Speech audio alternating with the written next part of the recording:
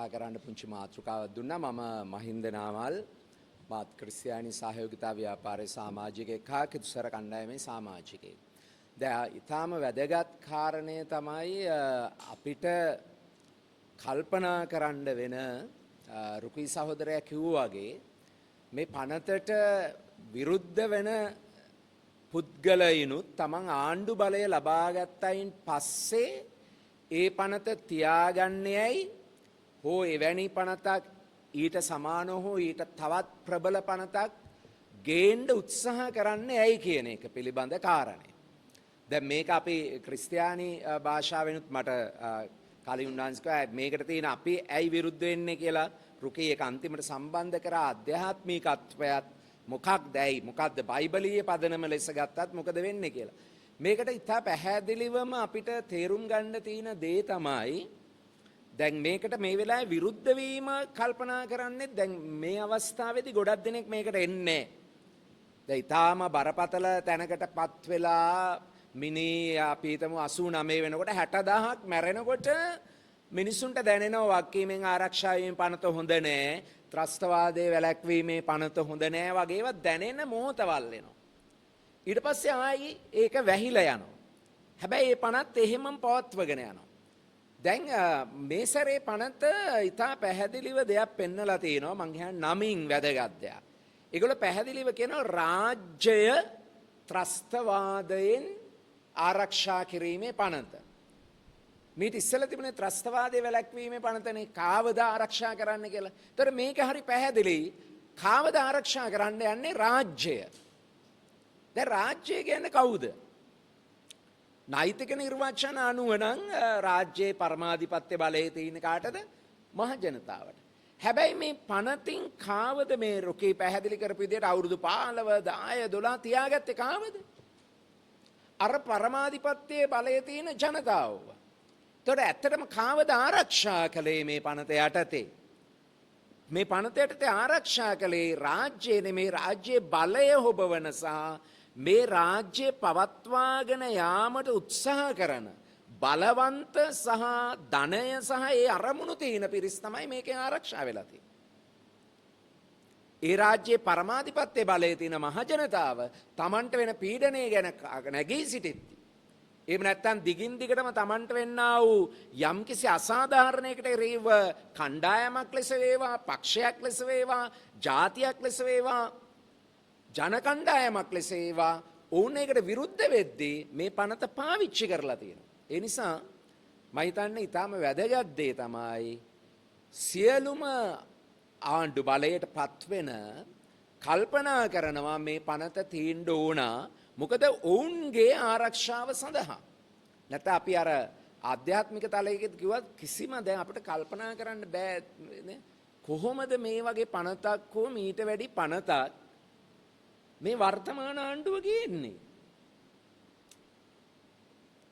තමන්ගේ සමාජිකයෝ 60000ක් අපි අනිත් ඒ ඔක්කොම පැත්තකට දාමු, උතුරයා පැත්තකට දාමු, ඉස්ලාම් තමන්ගේ සහ තමන්ගේ අරගලයක 60000ක් මිනිස්සු කිසිම වගවීමක් නැතුව මරා දාපු සහ ඒ යුගයට සම්බන්ධ වෙච්ච පක්ෂයක් කොහොමද ඊට සමාන පනතක් තියාගන්නේ? මොකක්ද ඒකේ හෘද සාක්ෂිය කියන එක පිළිබඳව අපට අහන්න පුළුවන්.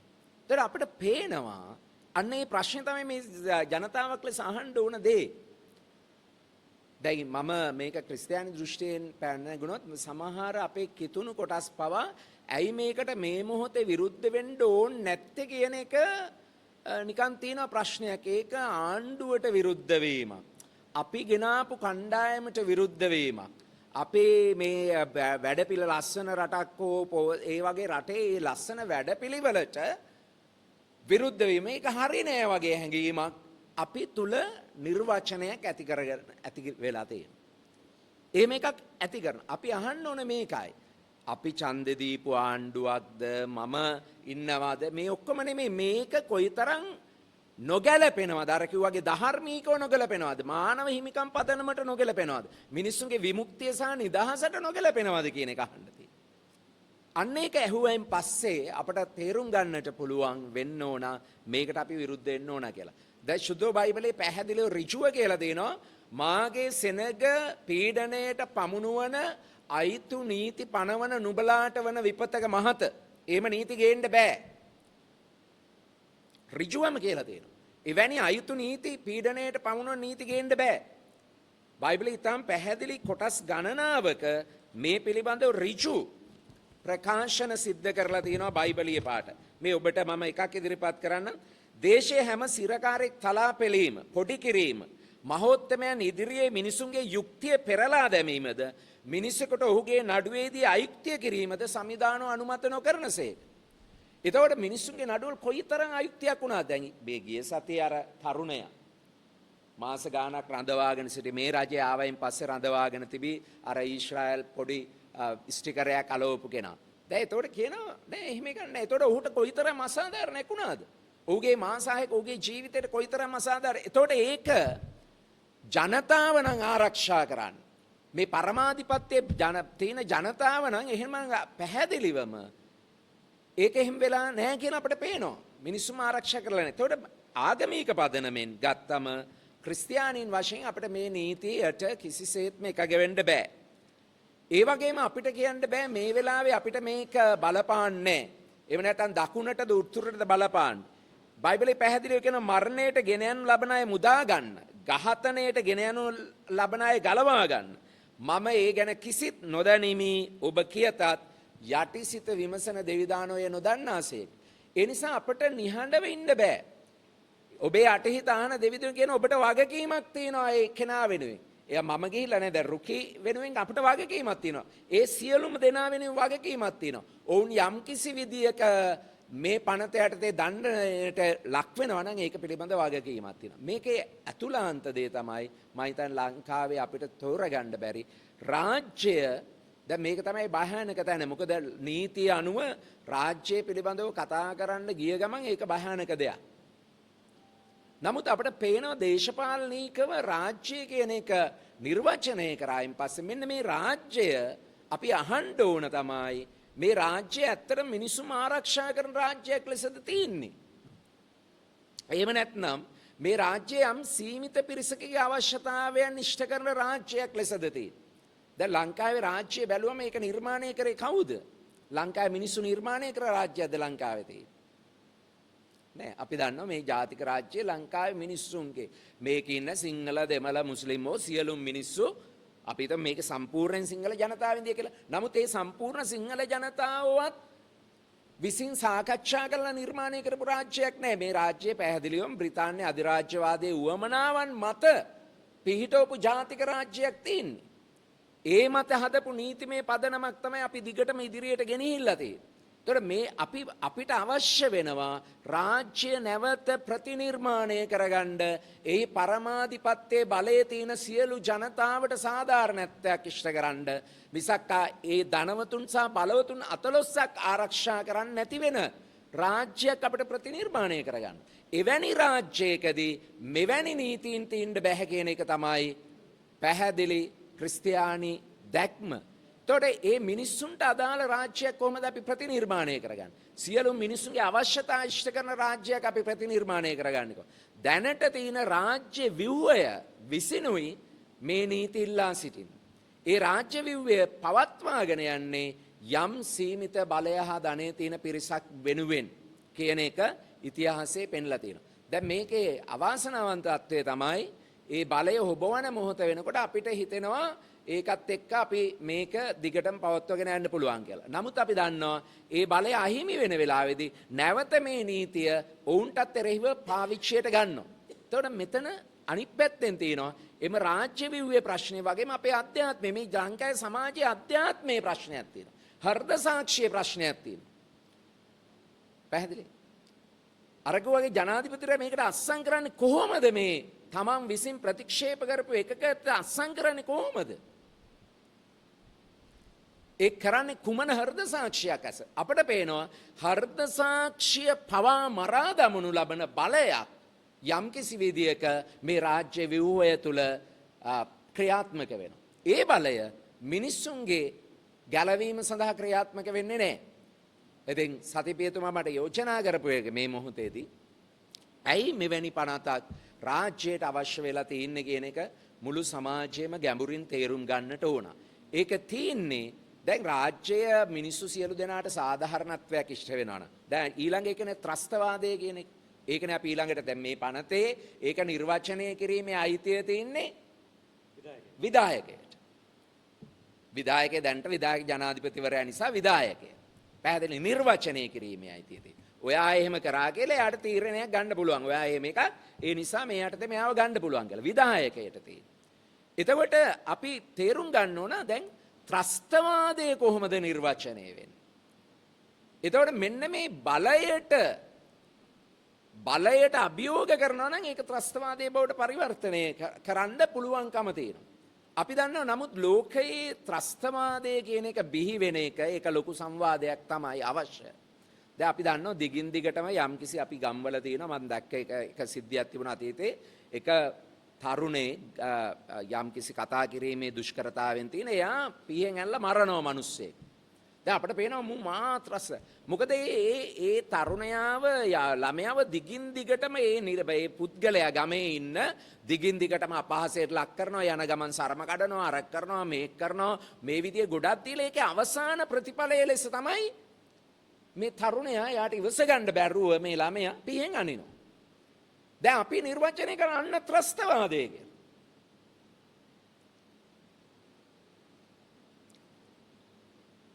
දැන් ත්‍රස්තවාදී ක්‍රියාවක නිරත වෙලා ඒ දක්වා සිදුවෙච්ච අනිකුත් සියලු මඩත්තේට්ටම්.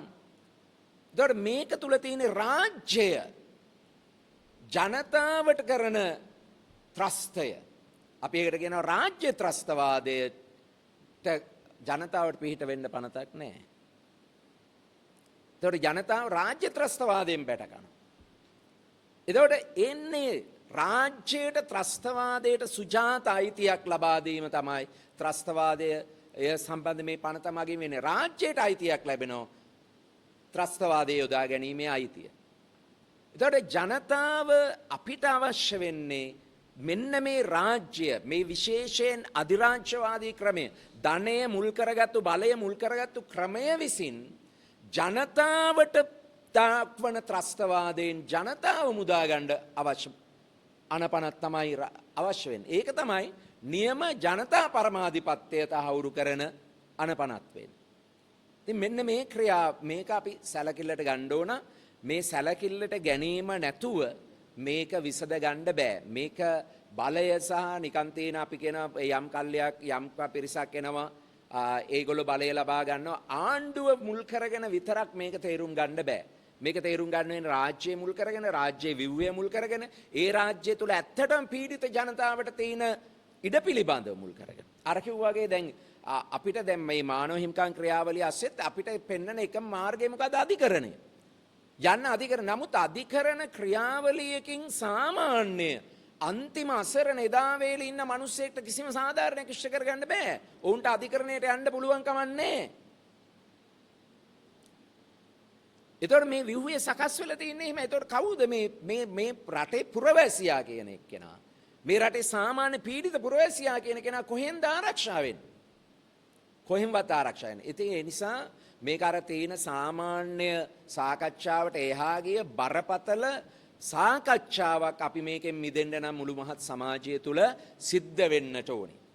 එවැනි යම් මහා ජනතාවට මේ ජනතාවට ගැලපෙන විදියට රාජ්‍ය විව්වය සකස් වෙන ගමනක් දක්වා යන ලොකු සාකච්ඡාවකින් තමයි අපිට මේවා ගැන තියෙන්නේ. නමුත් මේ මොහොතේත් අර කිව්වාගේ බලයටපත් වී තිබෙන මහා ජනතාව අපේක්ෂා කළ මෙවැනි පනත් පාවිච්චි නොකරනවාය කියන අදහස් සහිතව අපිට දැනටත් පෙන්ලා තියෙනවා. මම හිතන්නේ ඇමතිවරු අපි මේක නරක විදියට පාවිච්චි කරන්නේ නැහැ. නමුත් අපි දන්නවා දැනටත් ඒ යටතේ මේ රජයේ යටතේත් මේ පනත යටතේ ගියා ඉන්නවා. ඉතින් ඒගොල්ලන්ම නිදහස් කරලා කියනවා මේගොල්ලෝ ආසරණයි කියලා. එතකොටවත් අර රොකි සහෝදරයා කිව්වා වගේ ජනාධිපතිවරයාගේ හෘද සාක්ෂි කතා කරන්න එපා. මම මොකද්ද කරේ? මේකක් කරන්න මට බලපාන එකක් තියෙනවා. මම මේක වෙනස් කරන්න ඕන. මෙන්න මේ හෘද සාක්ෂිය අපි ප්‍රශ්න කරන්න ඕන. ඒ හෘද සාක්ෂිය අපි අවදි කරන්න ඕන. ඒ නිසා මං හිතන්නේ අවංකව ගත්තොත් එහෙම ඉදිරියට ඇවිල්ලා තාම මේ රජයේ ජනාධිපතිවරයා හෝ එහෙම නැත්නම් ඇමතිවරු හෝ මහ ජනතාව ඉදිරියට ඇවිල්ලා ඇයි අපට මේ පනත අවශ්‍ය වන්නේ කියන එක පිළිබඳව මම දැකලා නැහැ කරුණු ඉදිරිපත් කිරීමක් කරනවා. පැහැදිලිද? ඒතකොට එහෙම කරුණු ඉදිරිපත් කරන්න ඇයි මේ පනත අවශ්‍ය වෙන්නේ අපිට කියලා. අපි මෙච්චර කල් මේක එපා කිව්වා. මේක එපා කිව්වා වුණත් බලයට පත් වූ පසු අපට තේරෙනවා මේ පනත ඕනේ ඇයි කියලා මහජනතාවට කරුණු ඉදිරිපත් කිරීමක් නැහැ. අර වංගු ගැහිීමේ ක්‍රියාවලිය දාලා තියෙන. ඒතකොට සමහර මිත්‍රයෝ අපිට කියනවා ඒක කෙටුම්පතක් නේ දාලා තින්නේ. ඕගොල්ලෝ කලබල වෙන්න එපා. මේ කෙටුම්පත් විතරයි තියෙන්නේ. හැබැයි හැම විටම සියලුම ඉතිහාසයේ ඒ කෙටුම්පත ඇයි කෙටුම්පත දැම්මේ කියලා එක තමයි අපිට තියෙන ප්‍රශ්න. ඇයි කෙටුම්පතක් දැම්මේ? මොකටද දාන්න ඕනේ? අපි ගේන්නේ නැහැ කියන එකක් වෙනුවෙන්. අන්න ඒ නිසා මම ඊටාම කෙටියෙන් කිව්වොත් ක්‍රිස්තියානි සහ ඕනම මානව හෘද සාක්ෂියක් තුළ පීඩාවට එරෙහි අධ්‍යාත්මයක් තියෙන්න ඕනේ. අපේ ඡන්දෙ දීපු නිසා හෝ අපේ පක්ෂය නිසා හෝ කුමන පක්ෂයක් බලයට පත් වුණත් මිනිස්සුන්ට තියෙන්න ඕන හෘද සාක්ෂියක් වැරදි දේ වැරදි කියලා කියන්නේ. වැරදි දේ වැරදි කියලා කියන්නේ. අන්නේ හෘද සාක්ෂිය අපි බලේ ඉන්න නිසා හෝ අපි ඡන්ද දීපු නිසා හෝ දැන්ට මේකට පිටින් ඉන්න විපක්ෂය නරකයි කියලා අපි හිතන නිසා හෝ වැරදි දෙයට වැරදි කියලා කියන්න බැරි එක අක්‍රිස්තියානි දෙයක්. ඒක ආගමික නැහැ, ධාර්මික නැහැ. දැන් අපි සමහරට මේකට විරුද්ධ වෙන එක අර්ථකථනය කරන්නේ දැන් මේකට විරුද්ධ වුණාම මේ රජයේ අපහසුතාවයට පත් කරලා නැවත අර බලවේග බලයට ගේන්න තමයි ඕගොල්ලෝ කටයුතු කරන්න කියලා. දැන් එහෙම තර්කයකින් තමන්ගේ හෘද සාක්ෂිය නැති කරගන්න පුළුවන්ද මිනිස්සු වශයෙන් අපිට? එතකොට ඒ රජයන් බලයට ඉඳද්දිත් අපි සියලු දෙනා මේ පනතට විරුද්ධ වෙලා තියෙනවා. එතකොට එදායටත් කියන්න තිබුණා ඕගොල්ලෝ මේ අනිත් අය බලයට ගේන්නේ. එතකොට අනිත් පැත්තෙන් අර්ථ දක්වන්න පුළුවන් මේ රජයේ බලයට ගේන්න එදා අපේ විරෝධතාවයේ හේතු වුණා කියලා. එහෙම තියෙන්න පුළුවන් ඒ විරෝධතාවය. ඒ නිසා මෙහෙමයි මේක තේරුම් ගන්න අවශ්‍ය වෙනවා. ඒ විදිය තර්කයකින් නපුර ක්‍රියාත්මක වෙන්න යම් හෝ විදියක උත්සාහයක් දරනවා නම් ඒකට ප්‍රතික්ෂේප කිරීම සහ ඒකට විරුද්ධව කටහඬ අවදි කිරීම මිනිස් හෘද සාක්ෂිය පිළිබඳ ප්‍රශ්නයක්. ඒක විවිධාය අන්න අර විදිහේ විවිධ සාධක දාලා සාධාරණීකරණය කරලා නිහඬව ඉඳලා මේ පනත සම්මත වුණායින් පස්සේ මේ ගැන කතා කරලා වැඩක් නැහැ. ඒ නිසා අපි මේ සාකච්ඡාව බලාපොරොත්තු වෙන්නේ මේක සංවාද කරන්න ගෙනියන්න මේක පිළිබඳව ජනමාධ්‍යයට විශාල විදියට මේක පිළිබඳව විද්වත් සාකච්ඡාවන් මේක පිළිබඳව මහජනතාවට ගෙනියන්න පුළුවන් සාකච්ඡා. සියලුම ආගමික සංස්ථාවන් නැත්නම් සියලුම ආගමික නායකයින් මේකේ තියෙන නපුරු භාවයට එරෙහිව ජනතාව දැනුවත් කිරීමේ අවශ්‍යතාවයක් තියෙනවා කියන එකත් අපි මතක් කරන්නට ඕන. ඉතින් අවසාන වශයෙන් මේක අපිට පරාජය කරගන්න සිද්ධ වෙන්නේ මේක අවුරුදු 47ක් තුල අපේ මනුෂ්‍යත්වයේ පරාජය කරලා තියෙනවා. ශ්‍රී ලාංකීය නාමය පරාජය කරලා තියෙනවා. මිලිය ලක්ෂ ගණනකගේ උතුරේ දකුණේ රුධිරය මේ පොළව දිගේ ගලාගෙන ගිහිල්ලා තියෙනවා. ක්‍රිස්තියානි දෘෂ්ටි කෝණයෙන් කියනවා නම් දෙවියන්වහන්සේ කියනවා ඒ රුධිරය මොර ගහනවා. ඒ රුධිරය මොර ගහනවා. ඒ රුධිරය සාධාරණතා ඉල්ලා මොර ගහනකොට එවැනි මහා ලක්ෂ ගානකගේ රුධිරය ඒ පොළව ශාස්ත්‍රීය වෙන්න අමාරුයි. ඒ පොළවට යහපත් වෙන්න අමාරුයි. ඒ පොළව මිනිස්සුන්ගේ ආදරණීය තැනක් කරගන්න අමාරුයි. ඒ ඓතිහාසික දෙයට සාධාරණයක් ඉෂ්ට කරන්න අවම වශයෙන් දැන්වත් මේ පනත අපි අවහොසි කරන්නට ඕන. ඊට සමාන වෙනත් පනත් ගේන්න ඕනේ නැහැ කියන එක මතක් කරන්න ඕන. ඉතින් ඒ නිසා අපි තේරුම් ගන්න ඕන මහජනතාව වශයෙන් මේ පනත අපිව නැති කරලා තියෙනවා. මේ පනත අපේ සහෝදරයෝ නැති කරලා තියෙනවා. මේ පනත අපේ මව්පියන් නැති කරලා තියෙනවා. මේ පනත අපේ මනුෂ්‍යත්වය නැති කරලා තියෙනවා. මේ පනත අපිව ભેද කරලා තියෙනවා. මේ පනත අරයට එරෙහිව පාවිච්චි කරනකොට වර්ගවාදී ලෙස හෝ ආගම්වාදී ලෙස හෝ කල්ලිවාදී ලෙස හෝ පක්ෂවාදී ලෙස අරයට එරෙහිව පාවිච්චි කරද්දී මං සතුටටපත් වෙන තරම් නරුම මිනිහෙක් අපි තුල ගොඩනගලා තියෙනවා. ඒ වගේම අපි මේ මොහොතේදීත් අපිට මේ පනතේ නපුරත්වය වහා ගැනීම සඳහා විවිධ තර්ක ගොඩනගමින් නිහඬව ඉන්න පුළුවන්කම තියෙන තැන දක්වා අපිව මනුෂ්‍යත්වයෙන් පහළට ඇද දමලා තියෙනවා. අන්න ඒකෙන් මිදෙන්න අපි මිනිස්සු වශයෙන් මේ පනතේට තියෙන අපේ ක්‍රිස්තියානි දෘෂ්ටි කෝණයෙන් ගත්තොත් ඒ ආගමික පදනම් මත ඉඳලා මේක අපි මේකට විරුද්ධ වෙන්න ඕනේ. ඒ වගේම ඒක සඳහා බලපාන ඇත්ත හේතු සාධකයට අදාළව මේ රාජ්‍ය ව්‍යුහයන් සහ ගෝලීයව අපි දන්නවා මේ වෙලාවේ ඒකමයි සිද්ධ වෙන්නේ. ගෝලීයව මොකද්ද සිද්ධ වෙන්නේ? දැන් ඉරානයට ට්‍රම්ප් ජනාධිපතිවරයා සහ නෙතන්යාහු එකතු වෙලා ගහන එක ප්‍රශ්නයක් නෑ. දැන් ඉරානය ප්‍රතිප්‍රහාර දක්වනකොට ඒක පැහැදිලිවම ත්‍රස්තවාදී. දැන් අර කවුද නෙතන්යාහුත් කියනවා ඉරානයේ මානව හිමිකම් මේ ඉරානය ගන්නවා ඒක මේක අහර නෑ එහෙම කියලා. හැබැයි ඒක අපි පිළිගන්න තැනටපත් වෙලා දින. එතකොට තමන්ට අවශ්‍ය කෙනාව යටපත් කිරීම සඳහා ත්‍රස්තවාදයට එරෙහි කියන කාරණය පාවිච්චි කරනවා කියන එක ඊටාම නරක විදියට ලෝකයේ තුලත් සිද්ධ වෙමින් ඉන්නවා. ඒතකොට ඒවා සාධාරණීකරණය කරන්න අපිට විවිධ තර්ක තියෙනවා. දැන් උදාහරණයක් වශයෙන් ලංකාවේ මේ වෙලාවේ ක්‍රිස්තියානින් සමාජ මාධ්‍යවල මෙහෙම දෙයක් කියනවා. මේ ඉරානයේ තියෙන දුෂ්ටත්වය නැති කරන්න තමයි ඉරානයට ගහන්නේ. ඉරානයට ප්‍රජාතන්ත්‍රවාදය ලබා දෙන්න තමයි ඉරානයට ගහන්නේ. ඉරානයේ තියෙන ඉස්ලාම් අන්තවාදය ඒක නැති කරන්න ඕනේ. ඒක නැතුව ලෝකේ යන්න බෑ. හැබැයි ඉරානයට ගහන ට්‍රම්ප් කියනවා මං ඉරානයට ගහන්නේ ඒකට නෙමෙයි. ට්‍රම්ප් කියනවා දැන් ඊයේත් කියනවා මට අයතොල්ලා එක්ක හෝමෝස් සමුද්‍ර සංධිය බෙදා ගන්න තියෙනවා නම් ප්‍රශ්නයක් නැහැ. හැබැයි මේ ලංකාවේ තක්කඩි මිනිස්සු කියනවා ඉරානයට ගහන්නේ ප්‍රජාතන්ත්‍රවාදී ලබා දෙන්න. ඒක ට්‍රම්ප්ගේ රාජ්‍ය ලේකම්වරයා පැහැදිලිව කියනවා අපි ඉරානයට ගහන්නේ ඕගොල්ලෝ එකතු වෙන්න. එයා ජර්මනියේ කතාව පවත්වන මීට මාස ගානකට ඉස්සෙල්ලා පැහැදිලිවම එයා බටහිරට ආරාධනා කරනවා අපිට දෙවන ලෝක යුද්ධවලට පෙර තිබුණ බලයක් අපි තමයි ලෝකේ යටත් කරගෙන ක්‍රිස්තියානි සදාචාරයෙන් මේ ලෝකේ ශික්ෂණය කළා. ඒක අපට අහිමි වුණා මේ ලෝක යුද්ධ වලින් පස්සේ. අපි ඒක ලබා ගන්න තනියෙන් හරි ෆයිට් කරන ඕගොල්ලෝ එන්න. මොකද්ද? ඒ අධිරාජ්‍යවාදය පවත්වාගෙන යන්න තමයි මේ ගහන්නේ කියලා ඒගොල්ලෝ පැහැදිලිව කියනවා. හැබැයි ලංකාවේ ඉන්න අය කියනවා මේක යුද්ධයට ආශිර්වාද කරන්න ඕනේ. මේක දෙවියන් වහන්සේගේ යුද්ධය. දෙවියන් වහන්සේ කියන ඊශ්‍රායල් තෝරගත්තු ජනතාවේ යුද්ධය. එතකොට එයාගේ ඊළඟ එක්කෙනා යුද ලේකම්වරයා හෙක්සෙත් එයා පැහැදිලිව කියනවා ඒ හදන්න ඉස්සෙල්ලා අපි ගහන්නේ. එහෙම ගන්නෑ අපිට. ඒ තාම න්‍යෂ්ටික විනය නමුත් හදන්න පෙර අපි ගහනවා. මේක අපි ගහන්නේ එහෙමයි.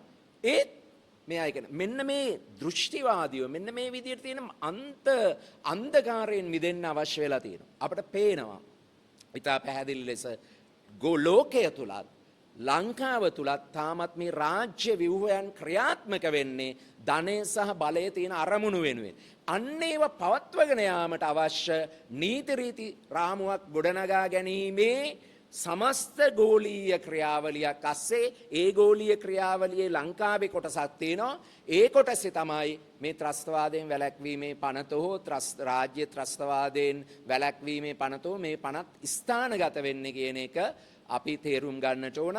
අපේ රුකික වගේ අපේ කතාව ත්‍රස්තවාදයේ බිහිවීමට හේතු නැති කරන්නේ නැතුව ත්‍රස්තවාදය අපිට තුරන් කරන්න හම්බෙන්නේ නැහැ.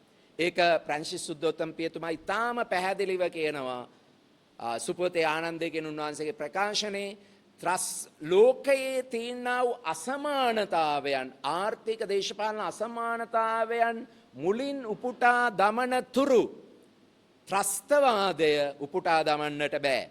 ඔය කියන ත්‍රස්තවාදයේ බිහි වෙලා තියෙන්නේ එම අසාධාරණ සමාජ ආර්ථික ක්‍රමය නිසායි. ඒ නිසා නීති ඕන මේ අසමානතාවයේ මගහරවන්න. නීති ඕන මේ බඩගින්නේ මැරෙන මිනිස්සුන්ට ආදායම සහතික කරන්න. නීති ඕන සොච්චම් වැටුපකට තමන්ගේ ශ්‍රමය වැය කරන ජීවිතේ කිසිම මානව හිමිකමක් නැතුව දවස් 8ම වැඩ කරන්න සිද්ධ වෙච්ච මිනිස්සුන්ගේ ජීවන තත්වයට අදාළ වැටුපක් සහතික කරන්නයි අපිට නීති අවශ්‍ය වෙන්නේ. ඒක තමයි මිනිස්සු මේ මහා ත්‍රස්තවාදයෙන් මුදා ගැනීම. අන්න ඒක මතක් කරන්න කැමතියි මේ මොහොතේ. ස්තුතියි. අපි